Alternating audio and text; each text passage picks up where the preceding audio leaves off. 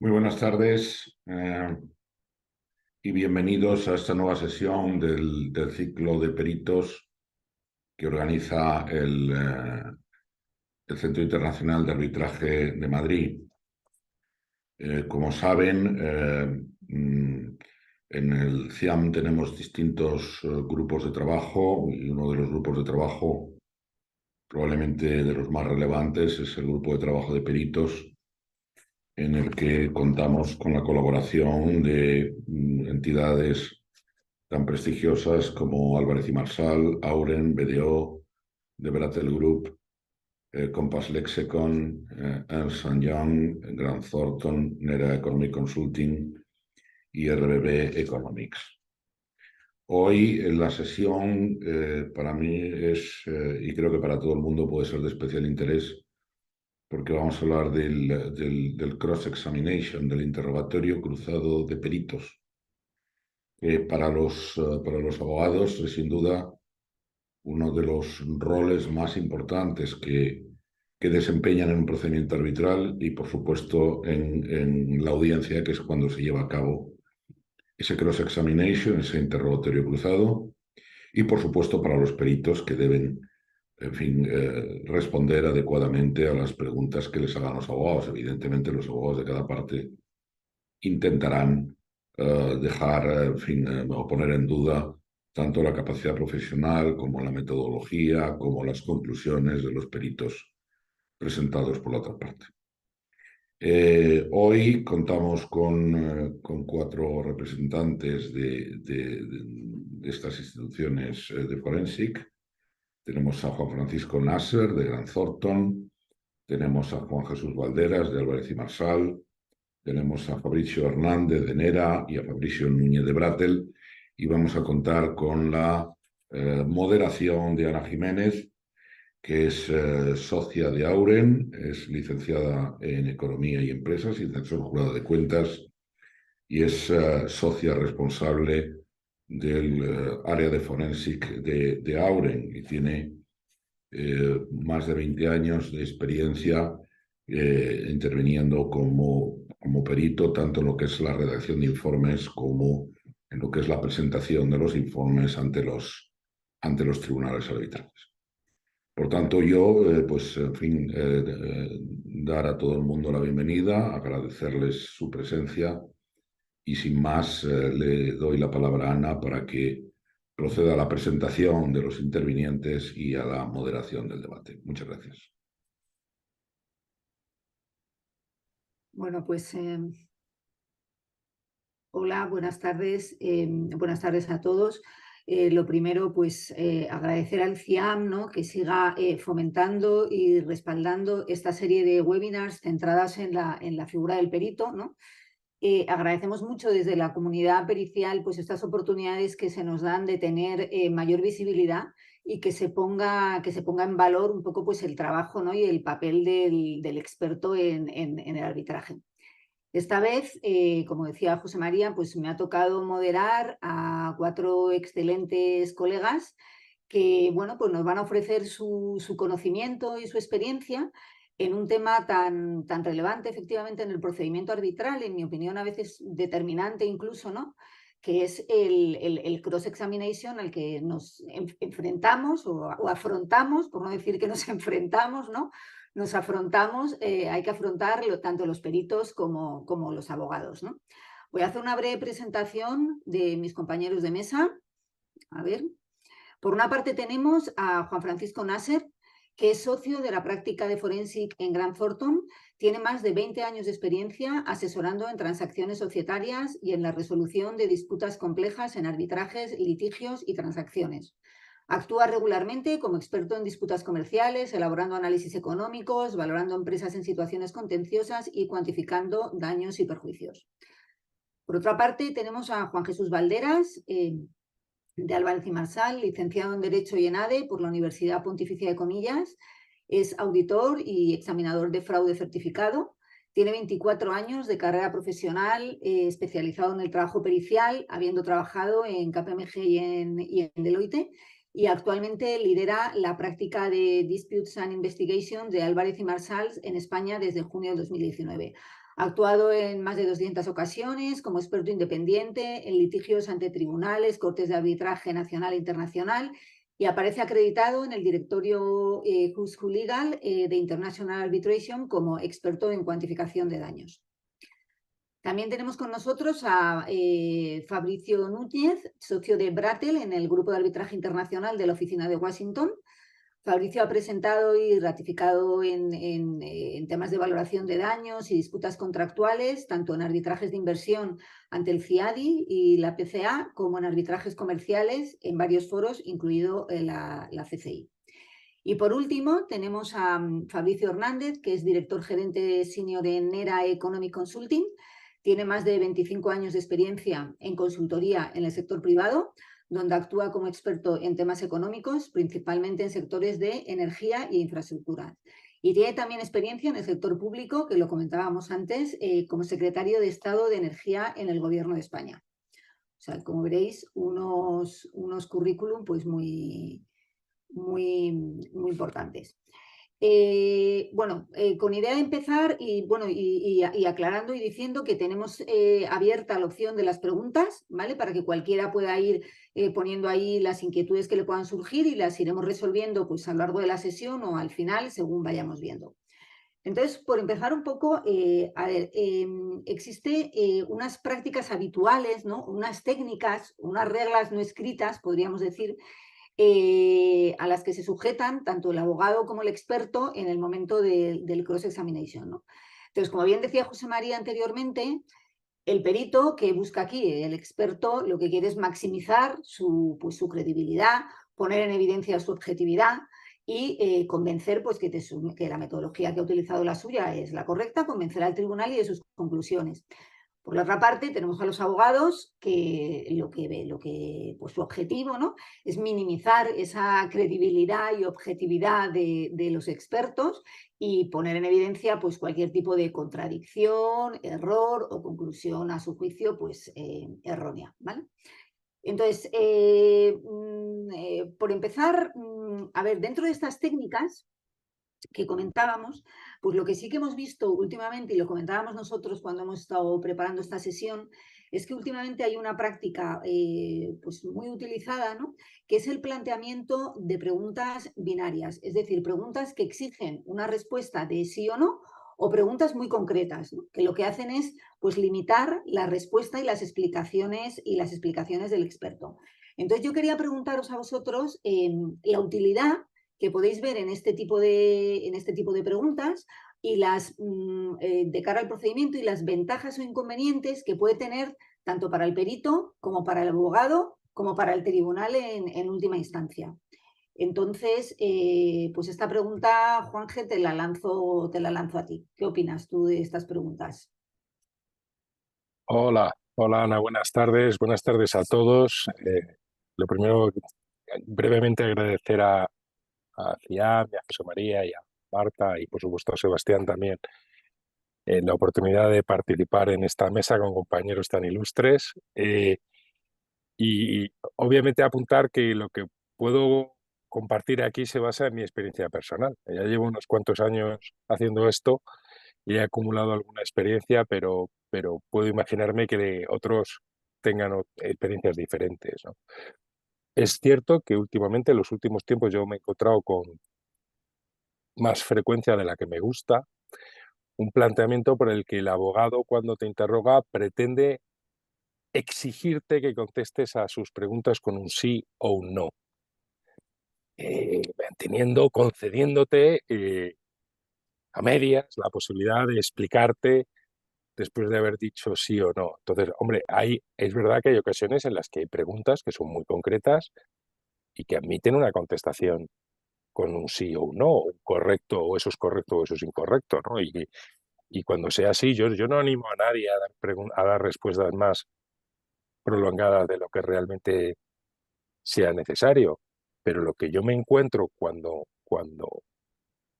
tratan de meterte dentro de esa camisa de fuerza, ¿no? De exigirte esa práctica, lo que me encuentro en muchas ocasiones es que el abogado lo que hace es formular un statement que es casi parte, que es casi una declaración por su parte, ¿no? Y lo que quiere es que tú contestes simplemente con un sí o con un no.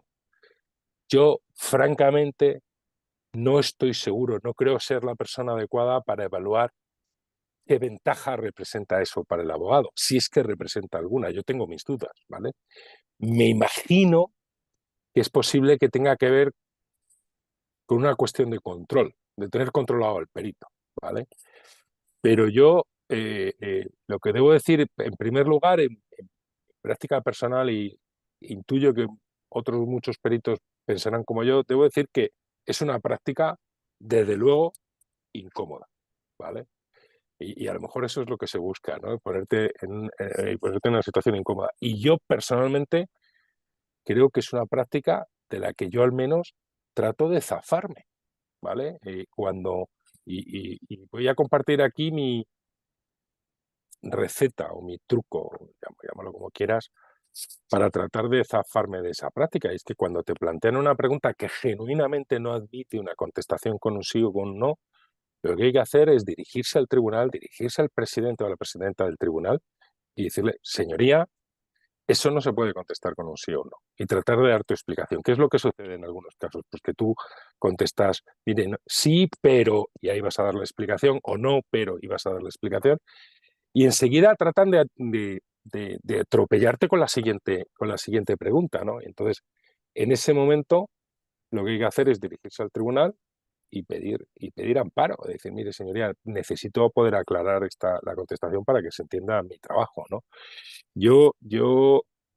Mi experiencia es que en esa situación, en el momento en que te diriges al tribunal, pues ya el abogado tiene que esperar a que sea el presidente o la presidenta quien decida si puedes ampliar tu contestación o no, y que esa es una manera de que normalmente es eficaz de tratar de zafarte de esa, como digo, de esa camisa de fuerza.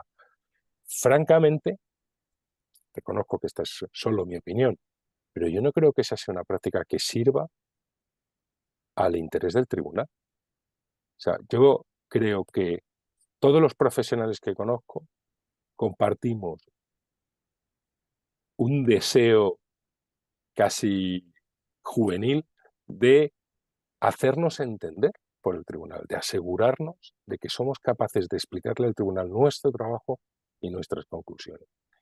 Y no creo que nadie tenga realmente la voluntad ni de machacar, ni de repetir, ni de enrollarse con respuestas innecesariamente largas. Entonces yo aquí lo que pienso es que reemplazar las explicaciones o las aclaraciones, o pretender sustituir las aclaraciones del perito por una sucesión de síes o noes a declaraciones del abogado, yo no creo que sirva para lograr un mayor esclarecimiento de los miembros del tribunal. Y yo ahí lo que le pido a los árbitros, francamente, es que valoren si el perito si el perito que tienen enfrente está tratando de enrollarse o de perder el tiempo o de irse por las ramas, y en ese caso que no le den amparo, ¿vale? Pero si ven que el perito lo que está intentando es explicar su trabajo, oiga, pues amparo. Denle la oportunidad de ir más allá de un simple sí o no y de explicar lo que el perito entiende que es necesario para poder explicar su trabajo. Entonces, insisto, solo una opinión personal, pero yo creo que el abogado busca control, pero yo no creo, francamente, que es una fórmula que no contribuye a informar mejor y a explicar mejor al tribunal, a los árbitros, el contenido de nuestro trabajo. Creo que se nota que a mí no me gusta esta práctica. No sé Yo, si se yo ha creo notado, que, se ha yo notado, creo ¿no? que no nos gusta a ninguno. No sé si alguno tenéis alguna otra opinión o queréis matizar algo. A ver, por matizar algo, eh, yo, eh, yo entiendo que puede ser adecuado o puede ser correcto dentro de la estrategia del abogado el intentar hacer preguntas cerradas para obtener declaraciones de hecho, ¿no? Y esto podría permitir al abogado pues, obtener lo que pretende del interrogatorio del perito, ¿no? En cierta medida, pues centrarse en aquellos puntos en los que socave la credibilidad o las conclusiones del perito, o incluso obtener del perito alguna declaración que sustente su tesis. Y la forma de llegar puede ser a través de preguntas cerradas.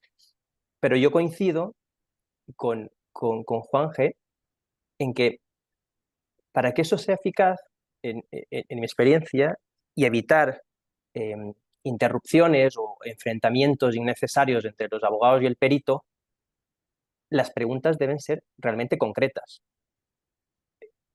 Porque a veces lo que suele pasar, y es muy poco eficaz, creo yo, desde la perspectiva del abogado, el intentar forzar una respuesta de sí o no a una pregunta que no es lo suficientemente concreta.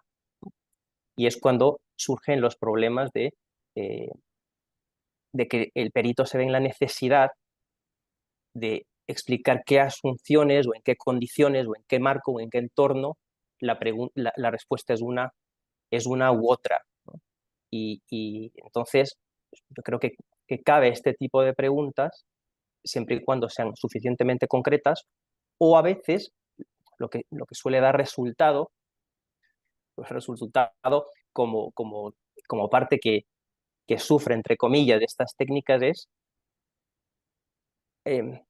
hacer una serie de preguntas previas más o menos concretas, tal que le vayan llevando al perito a una situación en la que necesariamente se vea en la capacidad de responder sí o no, pero previamente construyendo una serie de declaraciones de hecho sobre las que el perito pueda incluso contestar con base en todo lo que he hecho, lo que he ido contestando, o en este entorno o en este marco, según lo que hemos ido hablando, pues sí, esta sería mi respuesta. Y en relación con otro punto que comentaba Juanje respecto de que se podría perder algo de información posiblemente valiosa en la declaración del perito si es que se limitan a un interrogatorio de preguntas cerradas, yo también coincido con eso, en que puede ser que esta técnica beneficie a la tesis del abogado, pero limite la información que se transmite al tribunal arbitral. Pero en cualquier caso, por mi experiencia, sé que los tribunales, los árbitros también fijan de antemano los objetivos que ellos tienen respecto de lo que quieren obtener del interrogatorio, y en su turno de preguntas, pues las preguntas suelen ser un poco más abiertas o suelen tener una naturaleza más de intentar conseguir la información, ¿no? que puede que esté oculta en el informe pericial o no esté muy explicada, o algo que al árbitro se le antoja necesario y que el abogado en el interrogatorio ha limitado. Vale, o sea que al por final, matizar. sí, o sea que al final un poco, ¿no? Lo que vemos es que a lo mejor creemos que no es del todo útil ese tipo de preguntas de cara al tribunal, pero que luego el propio tribunal, pues obviamente tiene la potestad bueno, pues para aclarar o realizar las preguntas que considere pertinentes, ¿no? Y entonces ahí él va a conseguir, el tribunal conseguirá su objetivo, ¿no? Tú hablabas antes, has dejado caer la palabra enfrentamiento, ¿no? Un poco que puede surgir ante bueno, pues hasta cierta situación a lo mejor de incomodidad por este tipo de preguntas, ¿no? Y a raíz de esto, pues yo quería sacar un segundo tema, que es un poco el tono del interrogatorio, ¿no? O sea, es verdad que hay ocasiones, pues que el tono del arbitraje, pues a lo mejor puede ser un poquito más agresivo, un poquito más vehemente, ¿no? Y bueno, pues yo os quería plantear hasta qué punto beneficia o perjudica tanto al abogado como al perito tomar ese tono un poquito más elevado, más vehemente, y cómo, ¿no? En su caso, pues cómo actuaríais, ¿no? O cómo actúa el perito, cómo debería actuar pues, ante una actitud de un abogado un poco en ese tono, bueno, pues un pelín más agresivo, ¿no? Entonces, no sé qué opináis. Te lanzo la pregunta a ti, Fabricio. Bueno, Fabricio Núñez, como tenemos dos Fabricios aquí, está esto complicado. Fabricio Núñez. No sé cómo ves tú el tema este del tono, que es verdad que a veces ocurre. Sí, muchas gracias, Dana, y muchas gracias a todos por la invitación. Sí, bueno, déjame empezar con una nota personal, y es que cuando yo me inicié en esta actividad de consultoría económica hace casi 10 años, mi práctica estaba muy orientada a litigación doméstica acá en Estados Unidos, en cortes federales y estatales. Aquí debo observar que el perfil de los abogados que litigan acá en Estados Unidos, particularmente asuntos financieros, es muy confrontacional.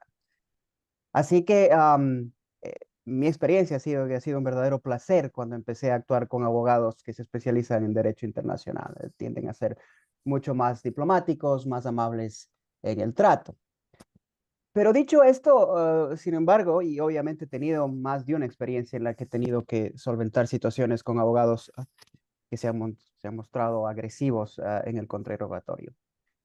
Y aquí permíteme hacer una distinción que de pronto es obvia, pero que me parece importante. Y lo que estamos discutiendo acá no es un tema de un contrarrogatorio que sea firme, solvente, con preguntas difíciles que nos permitan a nosotros o que nos obliguen como peritos a exponer nuestra opinión con claridad y con solvencia.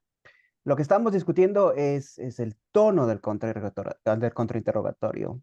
Y esto bien podría referirse a interrupciones frecuentes, como esas preguntas binarias, a personalizar o atacar personalmente al perito, o hacer preguntas que obviamente tienen con trasfondo cuestionar nuestra independencia, nuestra motivación, nuestra integridad.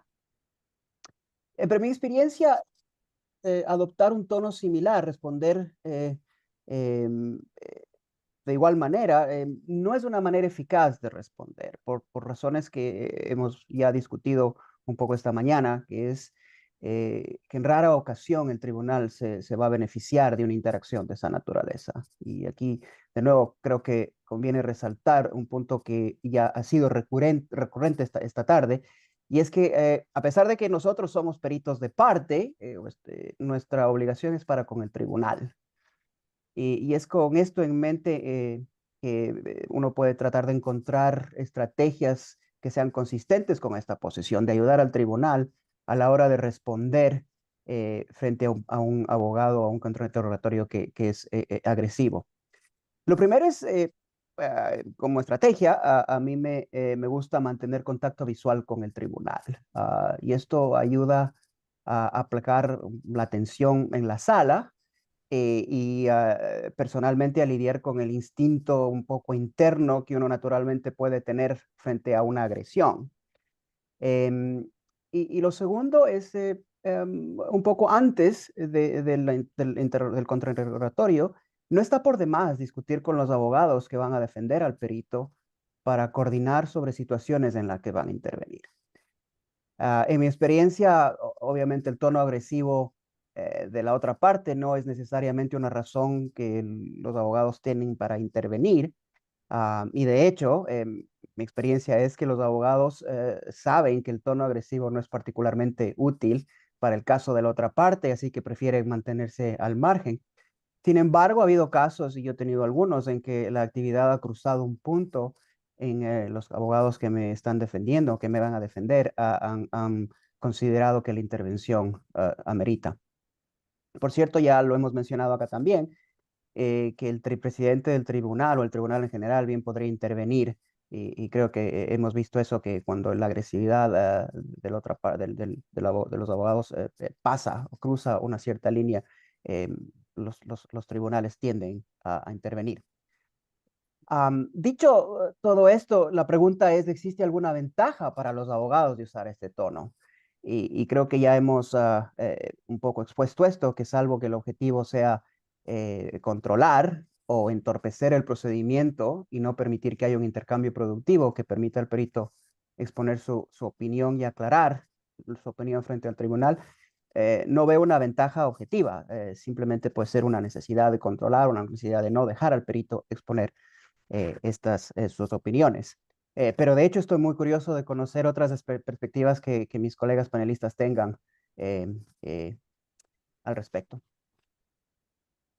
No sé si alguien Yo creo que también, fíjate que también ahí puede ser un poco el tema de intentar ponerte como más nervioso, ¿no? Intentar poner al perito en una posición como de tensión, un poco a la defensiva, que pues oye, a lo mejor no estás lo tranquilo, ¿no? que deberías para contestar.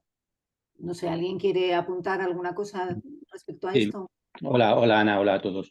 Sí, Hola. yo estoy totalmente de acuerdo con lo que ha dicho mi tocayo, y mi experiencia es parecida, ¿no? Yo creo que el perito lo que debe procurar es no distraerse por el tono del interrogatorio que utilice el abogado. Precisamente por lo que comentabas, Ana, muchas veces ese tono va dirigido a que el perito se preocupe más del tono y no del fondo de lo que está diciendo, ¿no? Y sacarle un poquito de su concentración, y que pueda al final pues no explicarse igual de bien, o incluso cometer alguna imprecisión cuando habla. Por eso, para mí lo importante es que el perito siempre sitúe en el centro de atención de la respuesta a cualquier pregunta al tribunal, y a lo que el tribunal necesita saber sobre esa pregunta que se le ha formulado, dejando en segundo plano el tono de las insinuaciones de quien ha hecho la pregunta, pero también dejando en segundo plano los mensajes que ese experto le gustaría comunicarle al tribunal, pero que ese no es el momento, porque esa pregunta puede no ir sobre un tema que el experto tiene ganas de explicar al tribunal, pero lo primero que tiene que hacer el experto es contestar a la pregunta que se le ha formulado. Y ya habrá ocasión de explicarle otras cosas en otros momentos, no necesariamente en el interrogatorio cruzado. También hay un directo en el cual el experto ya ha podido priorizar sus mensajes. Por lo tanto, el experto no tiene que ponerse, yo creo, nervioso por pensar que no va a tener tiempo, no le van a dejar explicarse bien. Yo creo que, llegado el caso, como comentaba antes Juan G., si necesita más tiempo o necesita que no le corten su respuesta para darle una explicación más completa, siempre puede pedir el amparo del tribunal. A veces el tono de las preguntas esconde el intento de manipular las respuestas del experto. Un ejemplo que a mí me ha pasado muy a menudo es que la pregunta sea una pregunta larga, que al principio incluye una serie de afirmaciones que hace el abogado, pueden ser muchas afirmaciones o muchas asunciones, y luego rápidamente enfocar la pregunta, incluso a veces en un tono agresivo, a una pregunta muy concreta, ¿no? Incluso obligando a contestar sí o no. De manera que si uno contesta sí, no queda claro si está contestando que sí a la última parte de la pregunta o está reconociendo también todas las asunciones anteriores, ¿no? Y eso es una cosa que entraña el riesgo de que se interprete que el experto está de acuerdo con todas esas afirmaciones, cuando en realidad solo está contestando a la última pregunta. Y el hacer la última pregunta de una forma agresiva le deja al experto un poco patidifuso, y ya se sabe que con agresividad se tiende a contestar con agresividad. Eso es parte de la naturaleza humana, y los psicólogos lo tienen muy demostrado, ¿no? Cuando en una conversación alguien grita, lo más probable es que el otro también grite, ¿no? Se tiende a contestar de esa forma. Pero claro, el experto es humano, ¿no? Y por lo menos hasta que la inteligencia artificial nos sustituya, puede estar tentado de responder de una forma igualmente agresiva, cuando lo mejor es que se pare a reflexionar y de alguna manera pues separe todas las preguntas o afirmaciones o asunciones implícitas que hay en la pregunta, y conteste una a una, y le diga al abogado: oiga, mire, usted me ha hecho una pregunta, pero creo que detrás de esa pregunta hay 4 preguntas distintas, y la voy a contestar una a una, y ahí mantenga la tranquilidad, mantenga la calma, y se tome el tiempo que necesite para contestar, ¿no? Hay cosas que ocurren de la posición del perito que yo me he encontrado que ayudan en este sentido, y otras que no. Entre las que ayudan, por ejemplo, en este ejemplo que ponía, está el disponer, donde está el perito, del transcript de lo que está ocurriendo en la sala, poder leerlo en directo, online. ¿Por qué? Porque si el abogado hace una pregunta muy larga, pues uno, si no se espera una pregunta muy larga, pues al final de la pregunta dice: bueno, a ver cuántas cosas me ha dicho este señor. Y entonces, claro, si uno lo puede releer, pues uno puede estar seguro de todas las asunciones o afirmaciones que han precedido a la pregunta.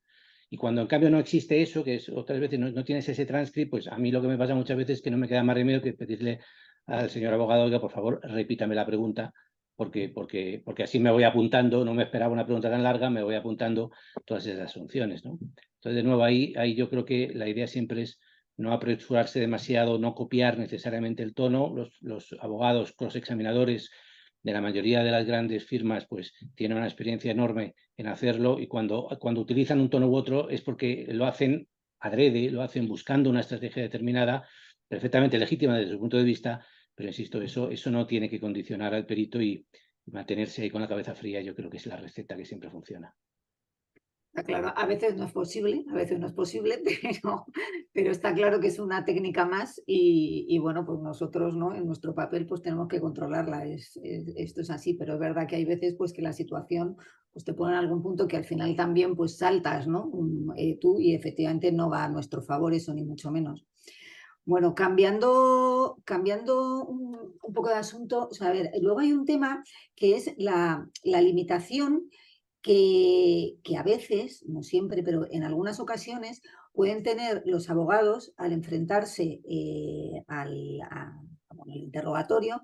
Claro, tener delante un perito técnico, que obviamente los temas suelen tener un contenido técnico alto, y el abogado tiene esa limitación, porque obviamente no controla de esa parte técnica, y entonces necesitaría, ¿no? Precisaría pues cierta asistencia técnica a la hora de formular sus preguntas y sobre todo las repreguntas, ¿no? Porque tú como abogado puedes llevar unas preguntas bien preparadas desde el punto de vista técnico, pero cuando el perito te contesta ya en un orden técnico, pues el abogado hay veces que se queda que no, pues que obviamente como no es su área de conocimiento, pues tiene una limitación.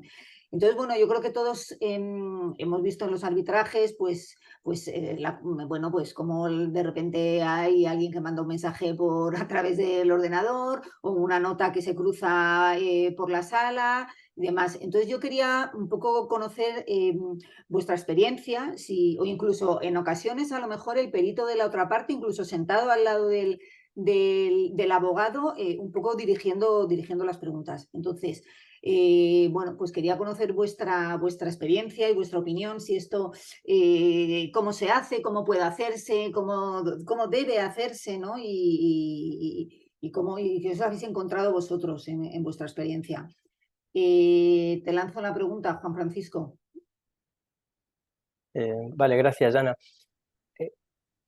A ver, es verdad todo lo que dices y estoy de acuerdo contigo y más de una ocasión me he enfrentado a ello.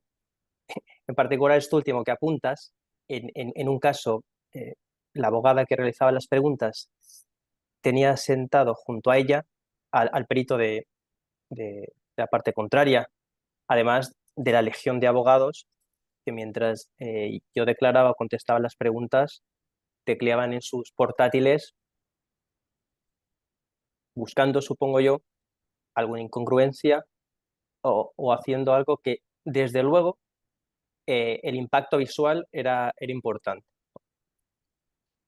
Sin embargo, yo creo que un aspecto importantísimo en cuanto a preparar interrogatorio técnico, porque dentro de los distintos pilares que tiene un informe pericial que se pueden debilitar a través del interrogatorio, hay uno que es el técnico. Me parece que es más efectivo si es que la preparación se realiza con suficiente tiempo y con cuidado para que el abogado o abogada que va a responder, perdón, que va a preguntar las preguntas técnicas, realmente entienda, ¿no?, al menos los aspectos fundamentales de lo que está preguntando y que pueda comentar con el perito que ha propuesto su cliente cuáles son las posibles respuestas que le pueden dar de contrario, las posibles repreguntas. Esto creo yo que suele ser más efectivo que incluso tener al perito sentado junto al abogado, porque lo que ocurría en esta ocasión que te cuento es que se notaba claramente las preguntas que habían preparado con tiempo respecto de las preguntas que surgían en ese momento y que la abogada no terminaba de entender, ¿no? Entonces se producían muchas interrupciones, no fluía tanto el interrogatorio y las preguntas no salían con la eficacia que pretendían. Por lo tanto, la primera recomendación, si cabe, desde mi humilde opinión, es que se dedique el tiempo suficiente entre abogado y perito de preparar esta parte y entender bien las preguntas, porque incluso creo yo que puede ser más efectivo, dependiendo del caso, obviamente, no limitar en el interrogatorio las preguntas técnicas y dejarlas para el directo del perito de la parte que ha propuesto tu propio cliente y utilizar al perito que ha propuesto tu cliente como herramienta para socavar los aspectos técnicos del informe de contrario en lugar de hacerlo en el interrogatorio. Esto depende de la dificultad técnica y depende de muchas cuestiones, pero es otro tema a evaluar. No sé qué opinión tienen mis compañeros al respecto. No sé si no tienen opinión o... Juanje, Estoy, creo que estás hablando, pero estás yo, silenciado. A ver, Estaba tratando de advertir a Fabricio de que estaba en mute. Sí, sí, estaba, ahora claro que tengo estoy. opinión, pero había empezado Fabricio a hablar, así que... Déjame 2 minutos y creo que solamente quiero a estar de acuerdo en 2 áreas. Uno, que el tema de la preparación del contrainterrogatorio previo, el trabajo que va antes, es sumamente importante. Me ha tocado, lo compartí con mis colegas panelistas de la preparación, que me tocó una audiencia no hace mucho, en la que era evidente que las preguntas que me estaba haciendo el abogado se estaba enterando de las preguntas al mismo momento en que las estaba leyendo y que me las estaba haciendo. Esto no solamente que, digamos, limita la conversación, el intercambio, no coadyuva en nada, sino que afecta a la parte que el abogado está representando, porque no logra nada con eso. Por eso la preparación es importante. Me parece que en esa preparación uno de los aspectos que tiene que ser clave es, lo he escuchado mucho, los abogados siempre te dicen esto: nunca yo hago una pregunta a la que no sé la respuesta. Utiliza eso, utiliza eso como perito para enfocar las áreas en las que ellos pueden hacer preguntas, en que los abogados puedan hacer las preguntas. Es decir, tienes que saber la respuesta, tanto como podrías saber la respuesta o al nivel de que podrías saber una respuesta a un tema legal, a un tema técnico. Y si no te sientes cómodo haciendo esa pregunta, no lo hagas, porque va a resultar en un problema. Estoy de acuerdo también con Juan Francisco que y lo he usado esa estrategia en cuando hay asuntos técnicos que requieren, resultan muy complejos y que los abogados no tienen tiempo o experiencia para solventar, que puedes utilizar al perito de tu parte para exponer estos temas, utilizarnos a nosotros a fin de esclarecer este tipo de temas y de refutar las opiniones del otro directamente durante la audiencia, en lugar en los informes. Esas eran mis 2 observaciones. muy bien, pues... Ana, si me dejas añadir una espuela muy rápida, yo debo decir que yo estoy a favor de cualquier fórmula que permita de una manera ordenada confrontar el trabajo de los peritos. Llámese careo, llámese... Yo he vivido esta situación, me pasó una situación muy particular en Noruega. No sé si esto es lo normal allí o fue solo en este caso, pero en una situación en la que el abogado tenía sentado a su derecha o a su lado al perito, y el perito le iba, no sé, haciendo comentarios o dando instrucciones sobre qué preguntarme, ¿no? Y yo creo que si se logra hacer de una manera ordenada sin que suponga embarrar la conversación, yo estoy completamente a favor, completamente a favor. Es verdad que puede parecer incómodo, pero si contribuye a ser más eficaz a la hora de esclarecer el trabajo de uno y del otro, completamente a favor. Ya está, perdóname la No, por intromisión. supuesto, totalmente. Y luego yo lo que iba a introducir es esto que estabas comentando tú bueno, de si no la alternativa del careo, ¿no? Que siempre ante un tema técnico muy complejo en el que realmente el abogado pues se vea más, bueno, pues más limitado y quiera dejar en evidencia determinadas contradicciones, pues el tema del careo entre peritos, ¿no? Pues siempre un poco te posiciona en igualdad de condiciones, ¿no?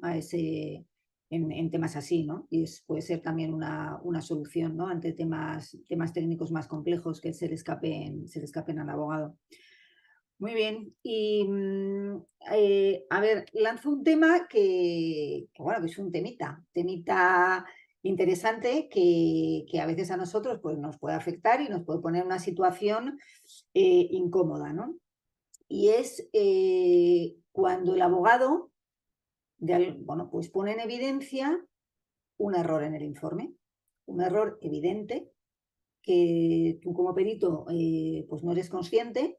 A ver, dicho esto, o sea, partiendo de la base que en el nivel de informes que se aportan en los arbitrajes internacionales, pues nunca va a haber un error, o sea, es impensable que haya un error de tal magnitud o relevancia que modifique las conclusiones del informe y que, bueno, que sea una debacle, ¿no? Esto damos por hecho que no ocurre. Ahora, sí puede ocurrir pues, que haya algún tipo de error, pues un error aritmético, un error de transcripción de alguna cosa, o sea, esto puede ocurrir, ¿no? Entonces, bueno, no os voy a preguntar vuestra experiencia porque esto no nos ha ocurrido a ninguno nunca nos ha ocurrido esto, aquí si se nos ha ocurrido no lo vamos a contar aquí, pero cómo realmente ¿no? debería actuar el perito, ¿no? Y cuál debería ser la actitud del perito ante una situación así, ¿no? Que es una situación pues, realmente incómoda y que te pone un poco a la defensiva pero bueno, que te puede ocurrir, ¿no? Que haya un error y que el error sea evidente, pues cuál sería la actitud, ¿no? Que deberíamos tomar al respecto. Fabricio,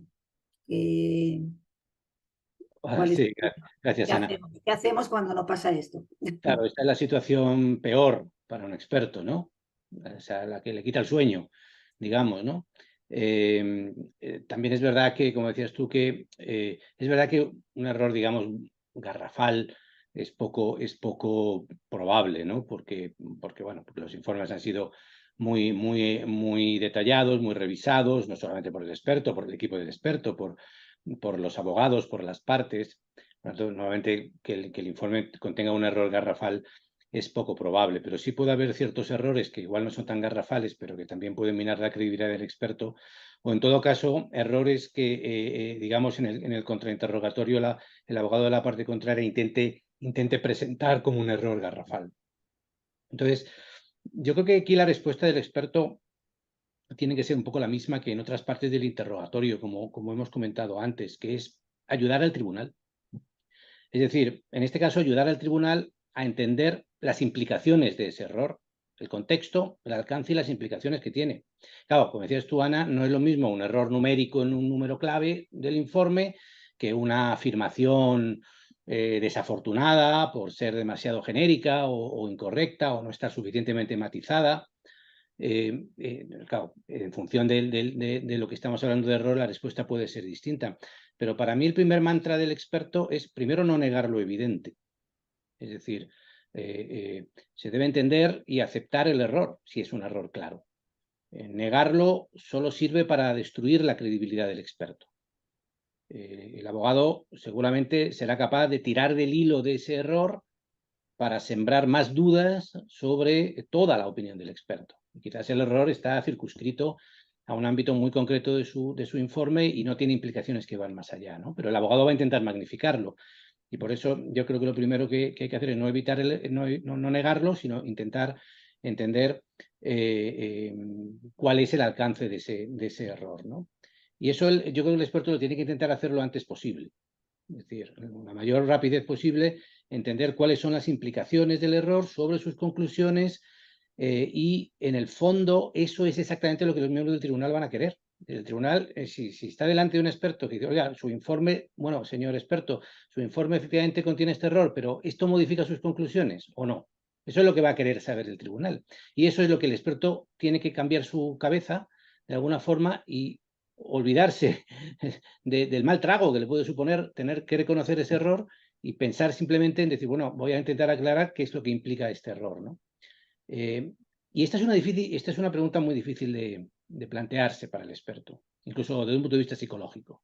¿Por qué? Porque el experto probablemente lleva ya un buen rato en la vista explicando, con la mente puesta en explicar su informe, sus conclusiones y sus explicaciones de por qué llega a esas conclusiones, bajo el supuesto de que sus análisis y sus conclusiones son todas exactas y todas correctas.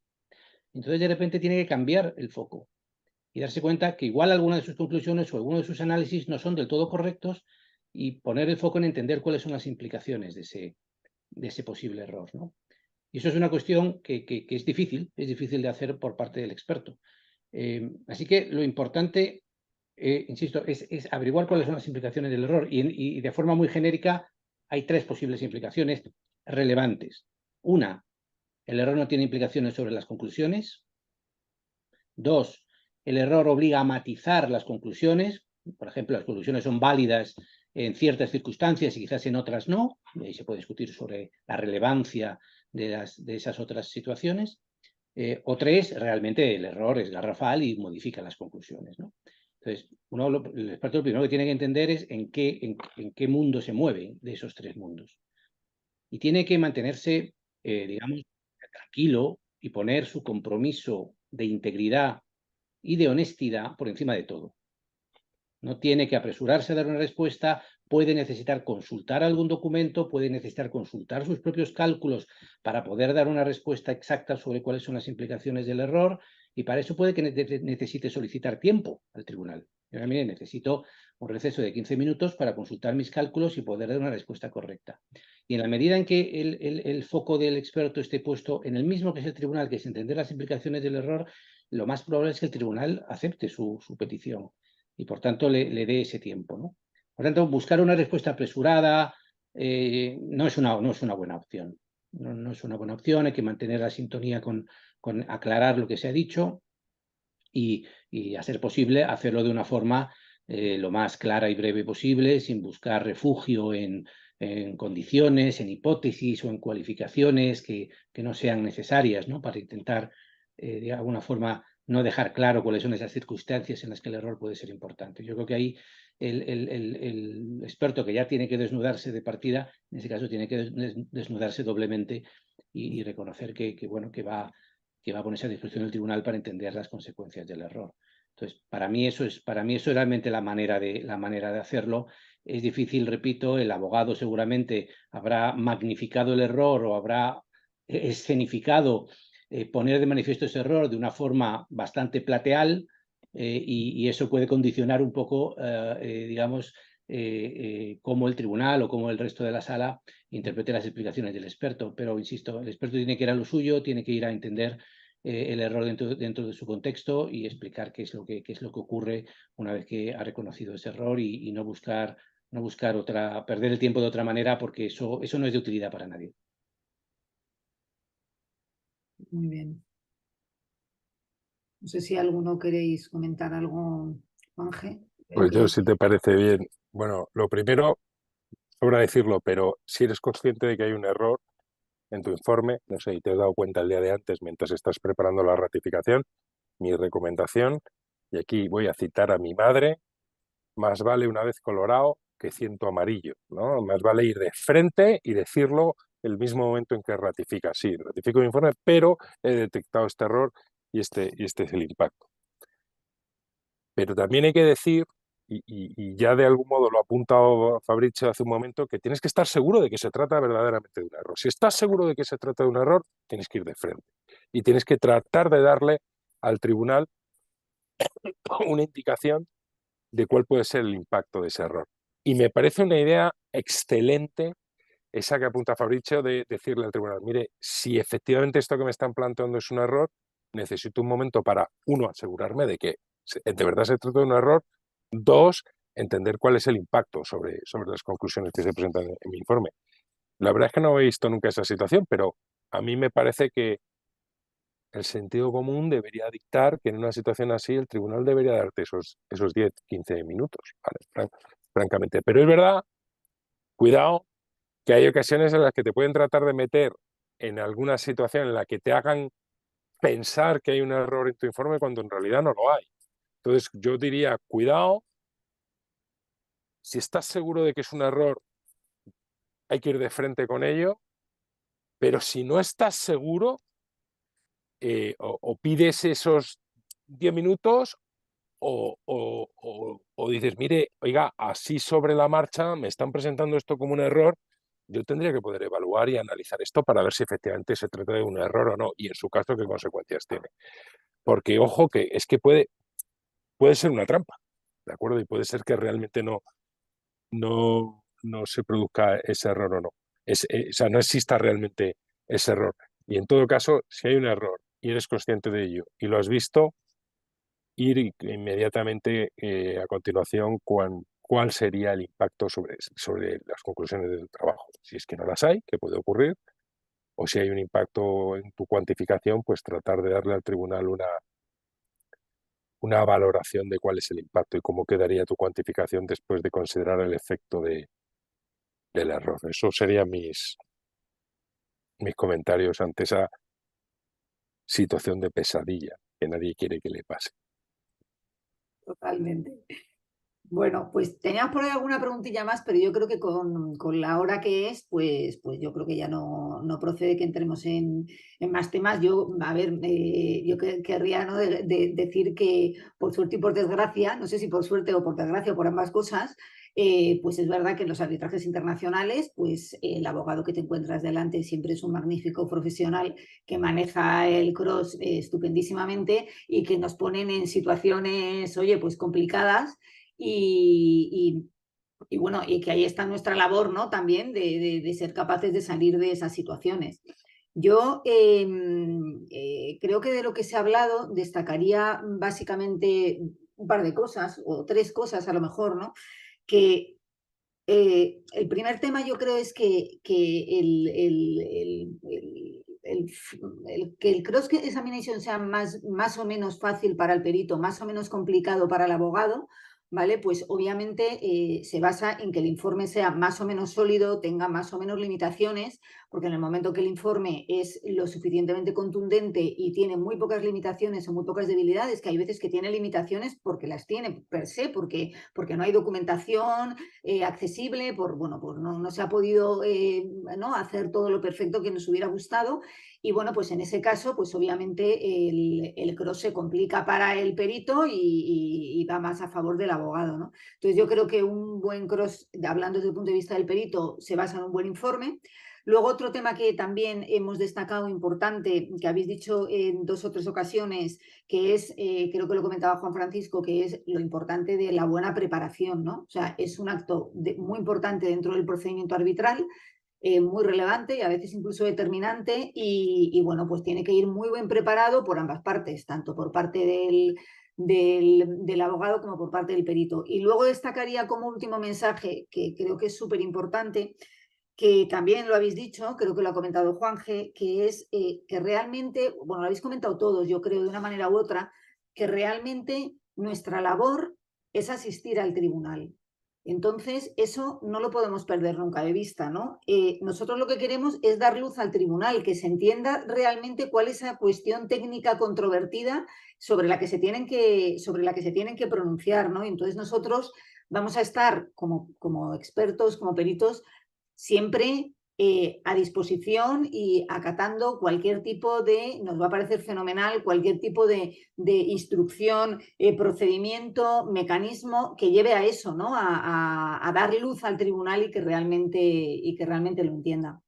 Y yo creo que esos son los mensajes que más podríamos destacar. No sé si alguno quiere hacer alguna frase de colofón. Nos quedan 5 minutos. Respecto a preguntas, no tenemos preguntas como tal, tenemos un comentario de alguien cuando hemos hablado sobre bueno, sobre las preguntas binarias o las preguntas un poco que limitan la respuesta al perito y demás, pues efectivamente un perito que pone aquí en evidencia pues que también se encontró en la situación, ¿no?, de tener que un poco pedir ese amparo porque la pregunta del letrado llevaba implícita la respuesta que quería el propio letrado, ¿no?, que es un poco lo que decíamos antes, esas preguntas dirigidas que parece que quieren, que es para soportar la tesis del propio abogado.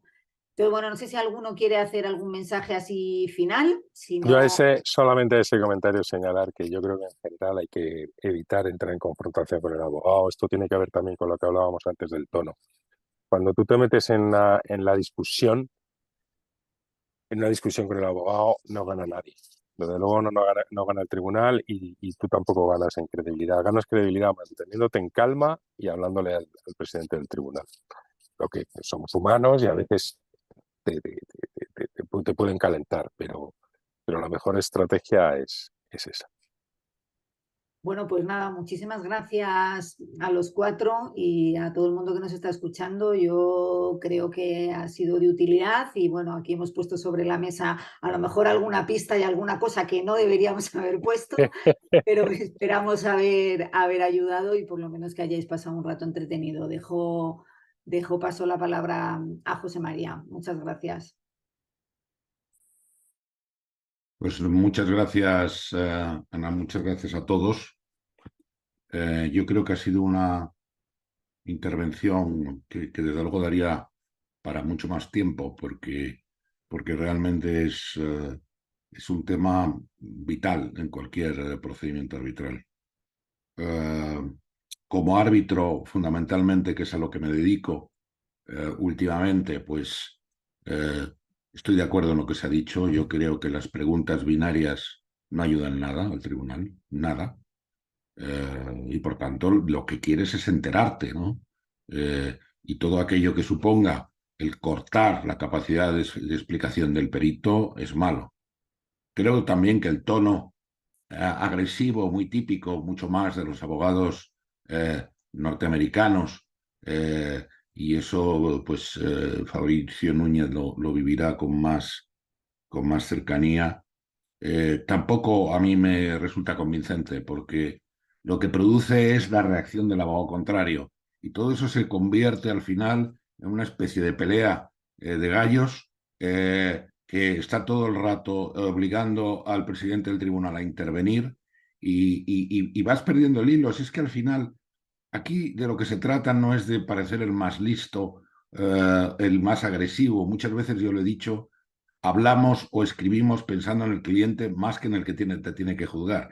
Y si tienen ahí al cliente, pues muchas veces es la sensación de, bueno, voy a parecer aquí, en fin, un señor durísimo. Y bueno, pues eso quedarás muy bien con el cliente, pero al tribunal no le haces ningún favor. Por tanto, yo creo que se puede ser firme, se puede ser duro. Hay que tener cuidado también. Bueno, como abogado yo creo que hay que utilizarlo, eso que decía antes Fabricio Hernández, de las preguntas muy largas, y lo que te sirve es para que el abogado haga un alegato para intentar desvirtuar la posición del perito y luego haga al final una pregunta. Ahí tiene que estar más que el tribunal atento al abogado contrario para decir, mire usted, para alegación ya tiene usted el trámite de conclusiones o por hearing, haga usted la pregunta, ¿no? O sea, aquí ese tema también hay que tener mucho cuidado. Y luego hay una cosa que es, ya con ello termino, que es el tema de la asistencia de los peritos a los abogados, ¿no? Yo sé que Juan G. en eso es muy, muy partidario, ¿no? Es verdad que muchas veces los abogados nos encontramos o se encuentran en una situación que no saben cómo contestar o cómo contrainterrogar ante una respuesta del perito, porque evidentemente los peritos tienen una formación infinitamente superior que los abogados en la materia, ¿no? Bueno, tener ahí al perito que luego va a informar ayudando al abogado, yo creo que afecta de una manera muy clara a la credibilidad del perito. A mí me parece bien que estén presentes y que luego haya un careo, un hot tubbing, una cosa donde al final, pues hoy se pueda sacar las conclusiones necesarias sobre los puntos que haya controvertidos, ¿no? Y finalmente también estoy de acuerdo. Si hay un error, pues hay que reconocerlo, pero decir efectivamente, déjeme usted ver si ese error afecta o no lo que he dicho, porque a lo mejor es un error que no tiene ninguna trascendencia o la tiene mínima, y por tanto no magnifiquemos el tema. En fin, perdonar estas últimas aseveraciones. Para mí, que he estado atentísimo, es un lujo escucharos. Os escucho muchas veces en persona, y escucharos ahora aquí, pues uno siempre aprende, y para el centro, pues el poder contar con expertos como vosotros es un auténtico lujo. Por tanto, muchas gracias Ana por tu magnífica moderación, muchas gracias a los asistentes, y que tengan todo el mundo buena tarde. Hasta luego. Muchas gracias. Gracias. Hasta luego. Gracias. Adiós. Hasta luego.